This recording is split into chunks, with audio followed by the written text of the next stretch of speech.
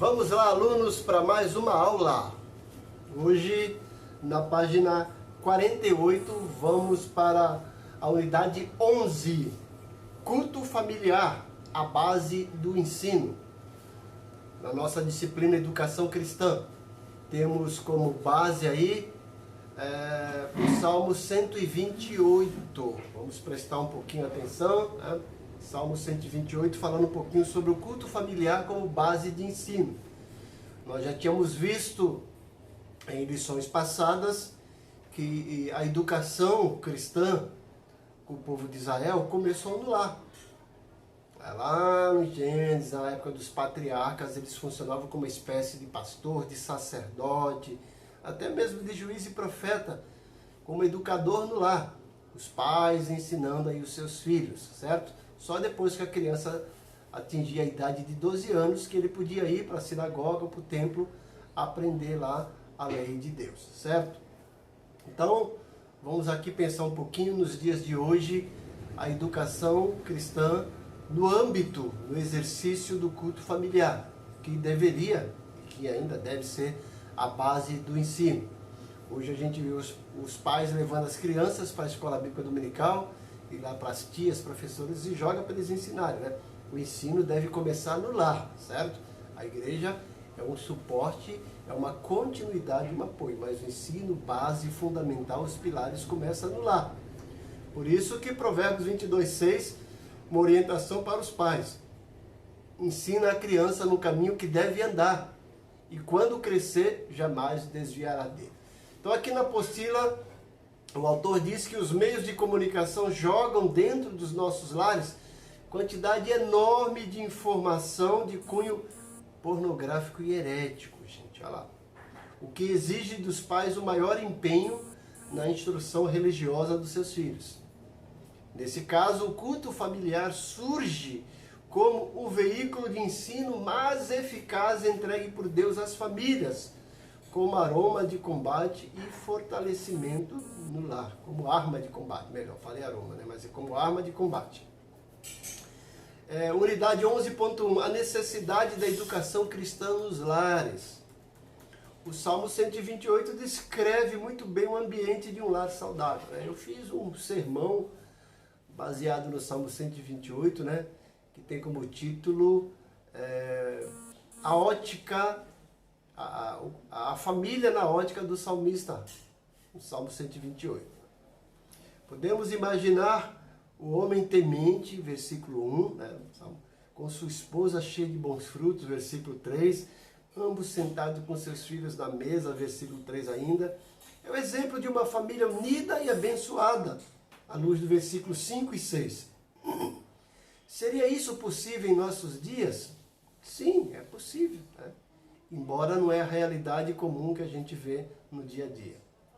O culto familiar pode nos proporcionar bênçãos, gente, se usarmos esse recurso como base no ensino para educar todos os membros da família. Veja como isso pode acontecer. Eu sugiro para vocês um filme, né? Devido a todos os cuidados, você deve assistir, né? Tem palavrões, tem tudo, né? Mas com Bruce Willis e Michelle Pfeiffer. Nós dois, um filme fantástico que vai falar um pouquinho sobre o convívio de um casal com um casal de adolescentes. Vale a pena assistir. Então, quais são os benefícios, como é que vai acontecer aí o culto no lar como base de educação cristã para os nossos filhos e para os pais também, né?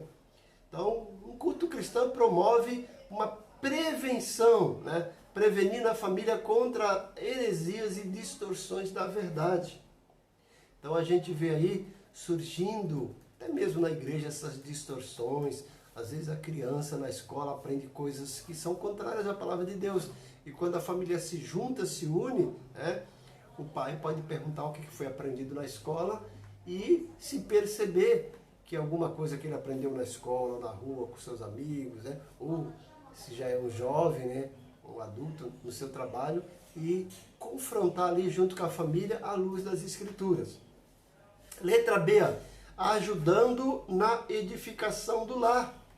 Então a família precisa ser alicerçada na palavra de Deus. É nesse momento de culto doméstico onde as crianças e os participantes da família vão aprender a se desenvolver, gente. Às vezes nós encontramos pessoas que são tímidas, mais inibidas, mais envergonhadas, porque às vezes no lar não tem oportunidade. Então é bom no culto no lar, naquele ambiente informal, a criança, o jovem, o adolescente, até mesmo os adultos, né, que são mais inibidos, aprender a se desenvolver, dar um testemunho, né, falar, colocar para fora o que pensa, as suas questões, ler textos bíblicos e até mesmo cantar.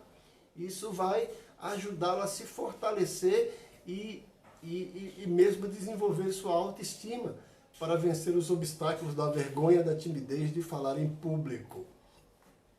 Agora, item 11.2, motivação bíblica para a educação cristã nos lares. Então, gente, a motivação bíblica é a própria palavra de Deus. A própria palavra de Deus nos mostra aí exemplos de pessoas que foram educadas. No caso, Samuel, né? Os seus pais os deixaram lá no templo para serem educados pelo sacerdote Eli. Então, o sacerdote Eli foi uma espécie de mentor espiritual, um segundo pai para ele. Ele aprendeu todas as verdades lá, né? O próprio Jesus aprendeu com seu pai e com a sua mãe quando criança, né? E assim por diante. Isaac, né? Os grandes heróis da fé começaram a aprender nos seus lares. E a Bíblia está cheia disso. Vemos aqui, letra A, é uma forma de cumprir a vontade de Deus. Quando a gente lê Efésios 6,4, que fala que os pais não podem provocar a ira dos seus filhos, mas criar na admoestação, na disciplina do Senhor. E o culto doméstico é um ambiente propício para isso, né? Às vezes, problemas difíceis de serem tratados em outras ocasiões, no momento do ensino bíblico íntimo do lar, podem ser abordados com muita naturalidade. Pela palavra divina podemos admoestar, né? Advertir de falta, repreender, lembrar, avisar nossos filhos, proporcionando uma vida espiritual vitoriosa para toda a família. Letra B, é uma forma de preparar os nossos filhos para servirem ao Senhor.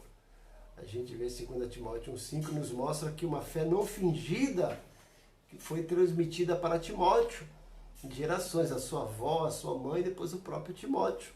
Então, nós vamos preparar nossos filhos para servirem ao Senhor. Se eles verem em nós esse exemplo, né, eles vão automaticamente levar isso para os seus filhos e para outras gerações. Mas é desde pequeno que a gente começa com os nossos filhos e vamos desenvolvendo nele uma aptidão, uma maturidade para exercerem seus ministérios na casa do Senhor.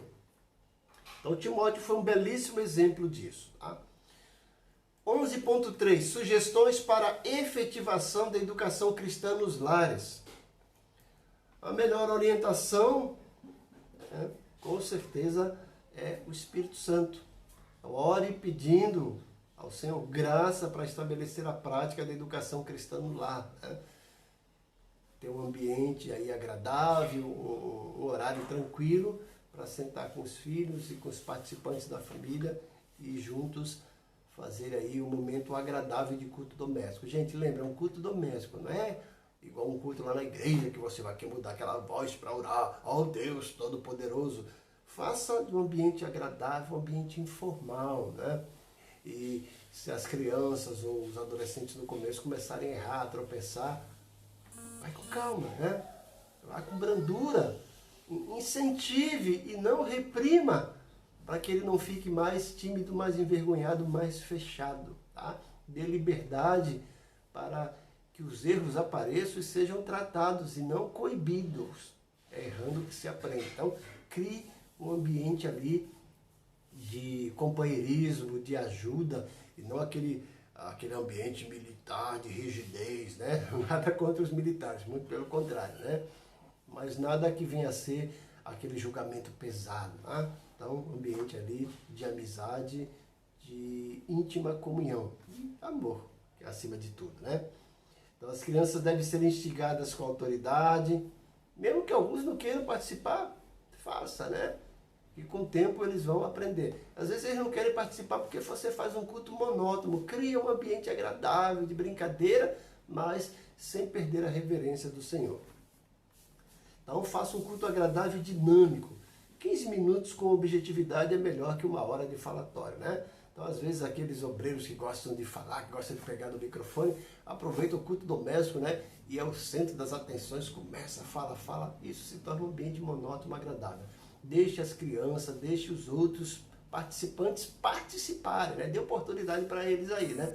Não pegue o microfone e fique lá, né? Na realidade, não deve nem ter microfone num culto doméstico, certo? Então, faça a leitura bíblica. Não, se não houver alguém para explicar as escrituras, né? Você mesmo, coisa simples, né, gente? Não precisa trazer pastor para o culto doméstico, é culto doméstico, é com a família, tá?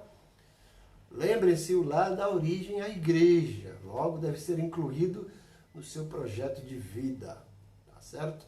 O culto familiar é grande oportunidade de abençoarmos nosso lar.